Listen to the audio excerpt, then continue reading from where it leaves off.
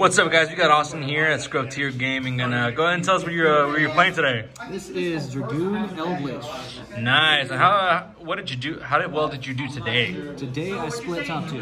Nice. So you topped. Go ahead. You had a pretty awesome record. And how's the deck been working out for you lately? It's been insane. It had an 8-card Guru engine in it before, but it was at 48, so I just took out the Guru engine, and I left it at 42, so I added a couple of extra things. But without the Guru engine, it runs way better. Nice. And how are you liking it? You gonna still keep playing it for the future? Yeah, as long as I can for now. Before we get started on the main deck, man, any shout-outs you got? Yes, I want to shout out to Travis Williams for being my buddy and making me better at this game again. Nice. I sucked for a long time, and then I started playing more with Travis. And also shout out to Scrub Tier Gaming. And of course, Rolando. Appreciate it, man. Thank you very much. And everybody else, I'm not going to say their names because... And they know. They know. All right, let's get on to it. Hey, what's up, guys? This is your boy Ed from Elite Savij, and yes, sir, I just wanted to show off my boy Apollo's Dueling Dojos Field Centers. These are some of the coolest things ever.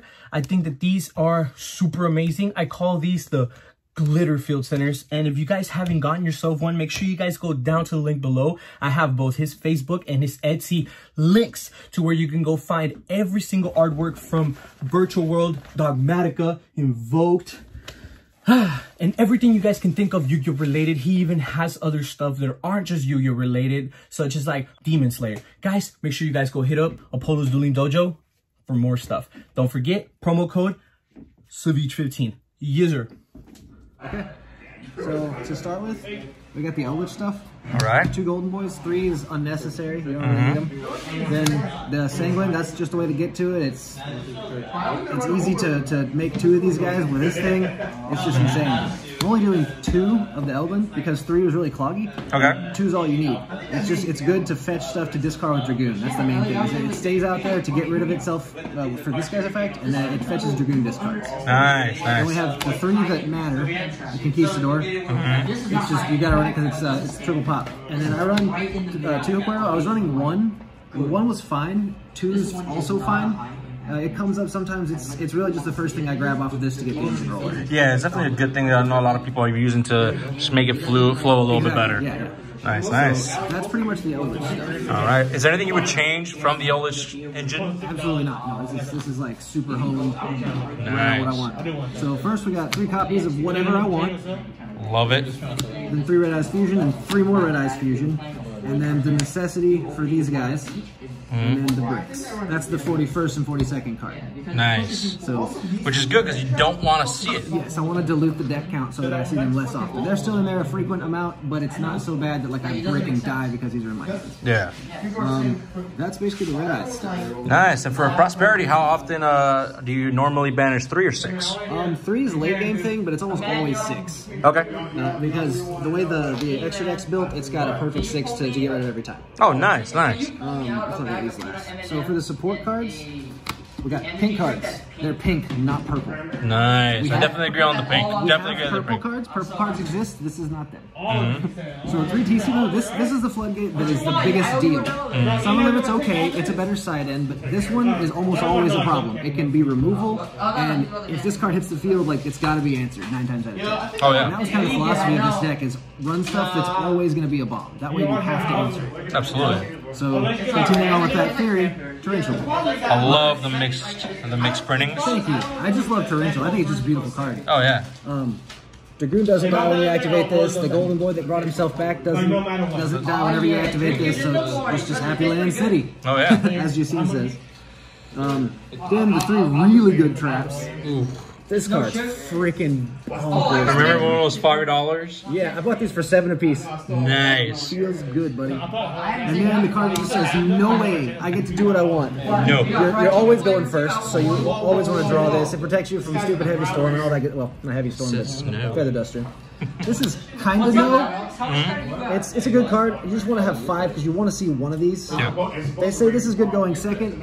It's fine going second, I guess. Yeah. It's also a good side out target if you just don't need it. Yep, absolutely. Here's the weird one. We got 2 Dogmatica Punishment, and of course, there's a package in the extra deck for it. It seems like it would conflict with Dragoon, but 9 times out of 10, you're going to have Dragoon already and then set this. So that's what I was worried about at first, but it works just fine. And then the last 2 random cards. Call by, make sure that my Red Eyes Fusion happens, because I don't go through Verte very often. And Super Poly is just kind of a weird tech, because we see a lot of Dragon Link and we see random PK here. So this is just kind of a main deck, haha, there went your board. But also, you have the Vertes, so it's kind of like a one-of, but kind of not a one-of, because if I need you can send it, you're right. If all my opponent has is like a spent Dragoon, and I have a Verte, I can just go, okay, my Verte and this to the big. There we go. I was just wondering too, like, why does one run the 1? And it's because of the Verte target. Nice. It's just the 1 target too. So that's the main deck. Nice, clean 42, love it. I was gonna ask, how do you feel about there can only be 1 conflicting with Eldlich traps and the zombie? It almost never does, because I almost never have 2 Eldlich traps up at once, and because of that, because of how infrequently, I don't even run Pleiades. So I'm almost never making it rank 5, so it never conflicts ever. Okay, good. Crazy. I almost always just have 1 zombie and a spellcaster. Nice, all right. And then for the extra deck, it doesn't conflict there either, because I'm not bringing very much out. Anything that I do bring out on top of that is a totally different type. Nice. So of course, we have the classic stuff you gotta have. Your 2 Vertes, 2 Dragoons. Okay. You can banish 1 of each, not a problem. If someone wants to hit these out of your extra deck, you still have an extra one. 3 is unnecessary. I've already tried 3, you just don't need it. Try it with Necro Fusion, try it with Magical Ice Fusion, it's just not needed. Then you have your punishment targets. These are the ones you almost always go for to get your double pop. This can sometimes do cheeky things, like you get another Dark Dragoon by shuffling materials back, but it's really more for disrupting your opponent's graveyard than anything. Nice. Pegasus I have not used, but it's just a good shuffle back if you need it. It's also a good target to banish off prosperity. Exactly, that's a lot of things. A lot of times people forget. It creates such a tight extra deck. You're like, you really got to always plan out what's the prosperity targets, you know? I've got the wiggle room in here, so then for the more doubles, we got double Link Spider. All right. This is an actual, we'll count this as a Link Spider too. It's just not a Link Spider while being a Link Spider, if that makes sense. Oh, absolutely. If they play into it, they just played into it, and you just rape them because of it. You just want to play 2 of these for the same reason as this. It just helps you get to Verte. If you get, you're not going to get Nibiru. You never summon 5 times. But if you get a token like a Lost World token or something, these are very, very helpful. Absolutely. So the last little package we have is, of course, the train package. The I win in time because I have 2 Golden Boys, and holy crap, it's too big to train there. I love it. Now the last 2 one-ofs, we've got our Super Poly target. That's the only one I bother to run. If you don't need it in the matchup, you just banish the prosperity. And this guy, when he comes out, if you need him, he will win you the game. He's really good. The biggest dick in the room is right there, the BLS link. I love it, dude. It's so easy just to have like a leftover Link Spider and then like a Golden Boy plus one of the traps. It's super easy to bring. I definitely believe that it's like a very underrated link. That's like, it's only a link 3. Yeah. People always forget it's only a link 3. No one expects once you have 3 monsters, they're like, oh, there's no way he's gonna go to link 3 except that one. Yeah. Last we have the extra deck, or sorry, the side deck. Side deck, let's go for it. We have going first up. We're already trying to go first, so we're going low on the going first cards. We have 5 of them.